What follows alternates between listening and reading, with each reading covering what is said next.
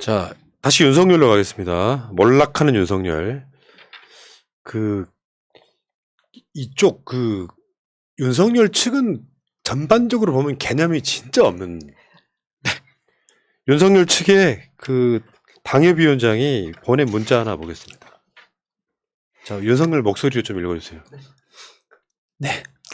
존경하는 당원 여러분. 네. 윤석열 예비후보 경기 남부권 선거대책본부장을 맡고 있는 국민의힘 수험시가 당협위원장 이창성입니다. 네. 11월 1일과 2일 모바일 투표, 그리고 11월 3일과 4일 전화투표와 ALS 등 4일간 국민의힘 대통령 후보 3차 최종 경선 투표가 실시됩니다. 문자 투표가 어려우신 분들께서는 연락을 주시면 도와드리겠습니다. 네. 공정하고 상식이 통하는 대한민국과 정권 교체를 확실히 이룰 수 있는 윤석열 후보를 선택해 주십시오. 네, 여기까지. 누구예요, 누구? 아니, 윤석열 이렇게 말해요. 목소리는 완전 다른 사람인데. 아, 웃긴다. 이거 웃긴 거잖아요. 진짜 웃기네요. 아유. 잘 모르겠으면 도와준다니요. 대리 투표? 개념이 이렇게 없어요? 누가 보낸 거야? 뭘 도와준다는 거예요? 뭘 도와주겠죠. 이 썩렬이 형, 뭘 도와준다는 거예요? 아니, 그러니까 폰을 가지고 오면 이렇게 폰 일일이 눌러드리고 하겠다 이 얘기인가 보죠? 근데 전화 오는 시기가 다 같은 시기에 다 문자가 발송되고 할 텐데 이걸 어떻게 하려고 그러나? 아니, 솔직히 말씀드리면 이거는 비하 아니에요? 이거 못할 거다라고 하는 비하? 아니, 그리고 이런 게 조금 복잡하면 당이 먼저. 이 지지층이 70대, 80대 어르신이 많으니까 뭐 그런 점에서는 좀 이해가 되긴 한데 참 이런 걸 문자로 쏴야 되는지 그건 모르겠습니다. 몇 명까지 수용이 가능할지 상상이 안 되네요. 문자 투표 어려운 분들 도와드리겠다. 뭘 도와줘? 나 궁금해 죽겠네. 사람 바보로 와라? 자기 지지자들 비하하는 거 아니야 지금? 아유, 참. 그리고 초등학생한테도 왜 무슨 임명장 같은 것도 발급하고 이러더니 참 대단한, 하여튼 캠프까지 후보도 그렇고 다 엉망진창이네요. 지금. 근데 저는 이번에 처음 알았어요. 국민의힘이 그 당내 경선 여론조사 할 때 ALS 본인 인증 절차가 없다라는 것을 처음 알았거든요. 근데 우리 같은 경우는 본인 인증하잖아요. 그래서 이게 진짜 이게 사람인지 아닌지를. 근데 이게 안 돼 있다는 것 자체도 대단하다.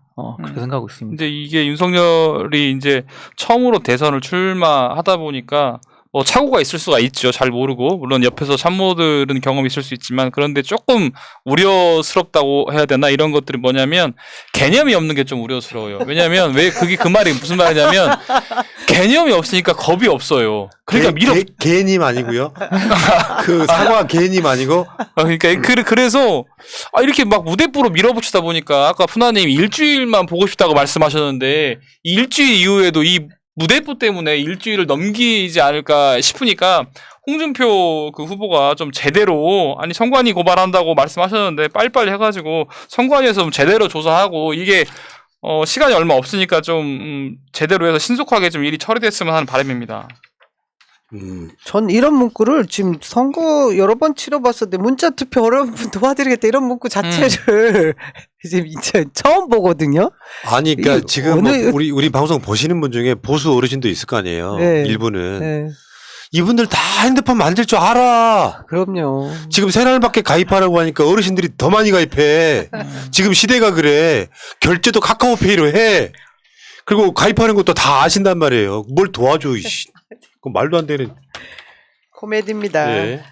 근데 새날에서도 지금 우리가 주장하고 있는 게 아까 그잖아요. 윤석열을 일주일만 볼 것이냐, 4개월을 더 볼 것이냐. 이 기록이 놓여 있는 건데 실제로 여론조사를 해보면 TK 지역에서요. 물론 이제 자동응답 기계가 물어보느냐, 상담원이 물어보느냐, 전화 면접 이 차이가 있긴 합니다만 TK에서도 윤석열 지지율이 지금 빠지고 있어요.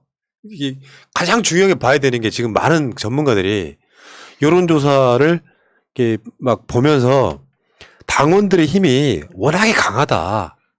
그러니까 당원에서는 거의 윤석열이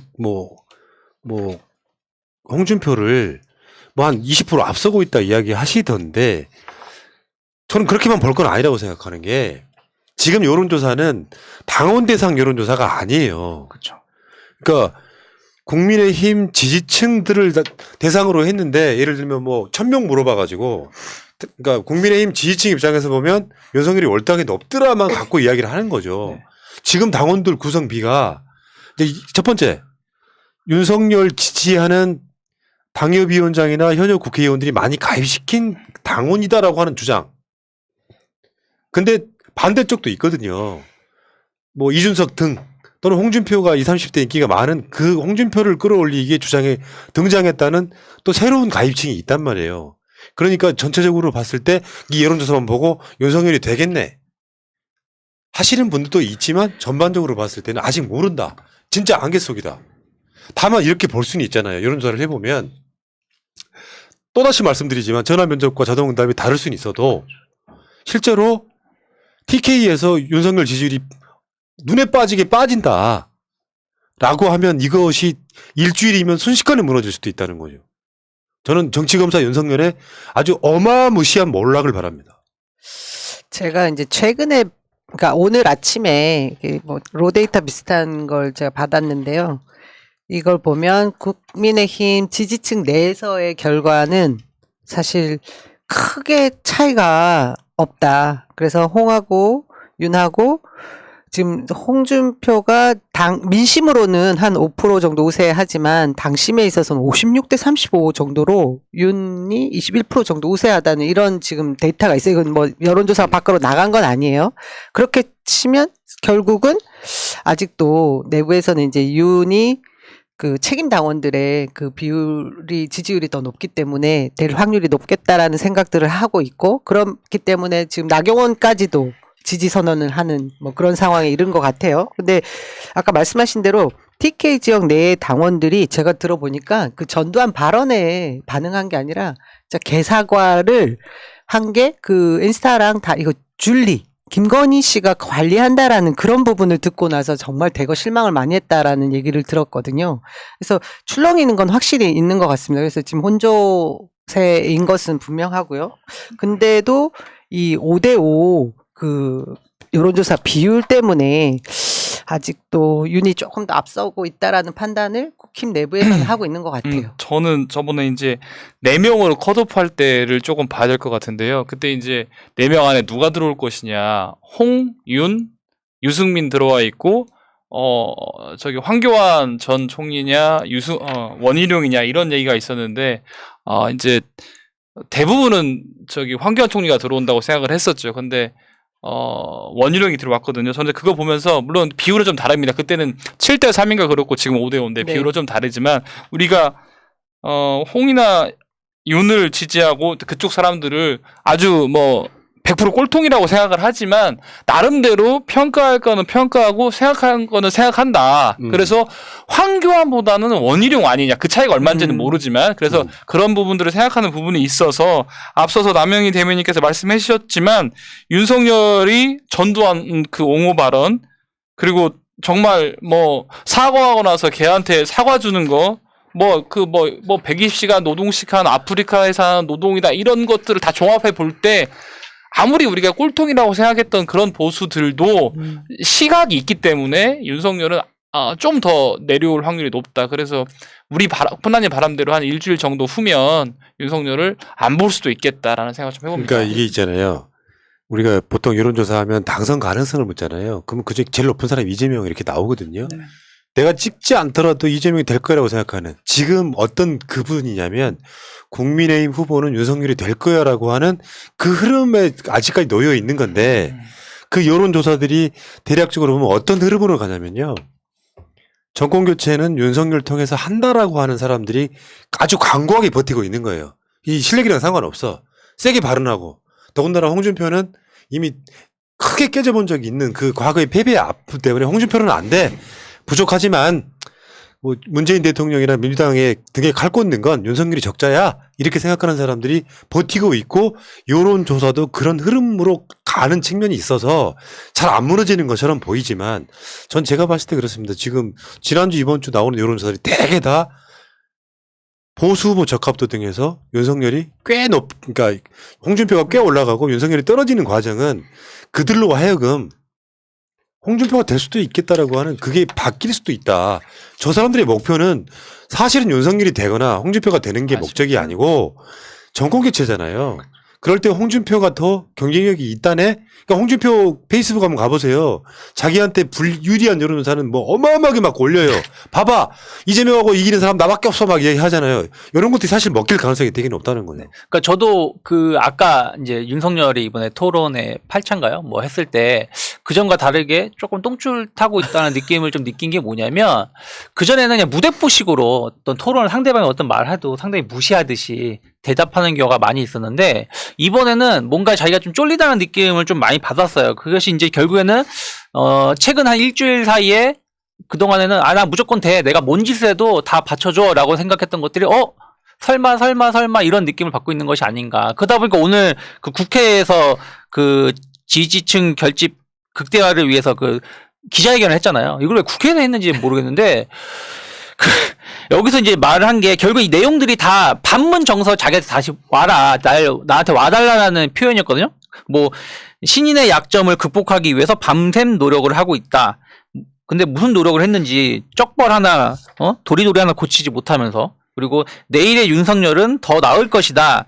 그쵸. 내일의 윤석열은 오늘보다 더 쓰레기 같은 발언을 좀 하고 있고 정권 교체를 위해서 최고의 개혁을 뭐 꼽았다. 근데 어떤 개혁을 하겠다는 것은 전혀 없지 않습니까? 아직까지도 여전히 그냥 무능, 무치, 뭐 무도 이러한 것을 본인이 행동하고 있고 그러면서 이제 본인이 이제 대통령이 됐을 때 뭐 상식과 공정, 정의의 새 시대, 뭐 유연한 보수 정당, 뭐 대한민국 심장을 다시 뛰게 하겠다라고 말을 했는데 지금도 상식과 공정, 정의 없게 본인이 정치 검찰로 행동을 해왔고 전 마지막에 대한민국의 심장을 뛰게 한다는데 이거는 가능할 것 같아요. 솔직히 윤석열이 대통령 되면 저 떨려요. 다 잡혀가서 어떻게 될지 모를까봐.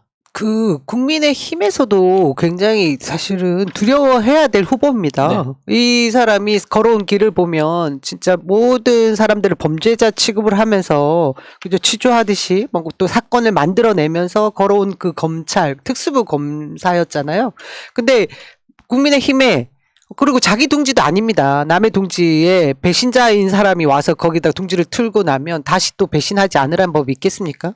근데 지금 어쨌든 정권 교체를 할 수 있다라는 그 희망 때문에 다들 모여 있지만 거기 후보가 되고 만에 하나 대통령이 된다고 해도 국민의힘 내부에도 굉장히 위험한 요소인 그런 인물인 거거든요. 근데 아까 진짜 우리 전주의 아들 이덕춘 변호사가 말씀하신 것처럼 그 국민의힘의 당원들, 오랜 정치 고관여층인 분들도 분명히 지금 정권 교체를 할 수 있는 인물이 누굴 건가를 냉정하게 판단한다면 홍준표 후보 쪽으로 쏠림 현상이 더 많아질 것 같고요. 또 한편 저희가 우리도 뭐 정세균 후보나 뭐 이낙연 후보도 그렇고 뭐 배지들, 국회의원들이 많이 조직되어 있는 캠프가 꼭 이기지만은 않았어요. 그런 결과를 보면 진짜 누가 될지 모르겠습니다. 저는 진짜 바람이 아까 초반에 저희가 새날 시작할 때 푸나님하고 저도 같은 의견을 말씀드렸는데요. 일주일 보고 그다음에 진짜 끌려가서 저기 수사받고 하는 거 봤으면 좋겠습니다. 근데 좀 더 의미 있는 것은 이게 이제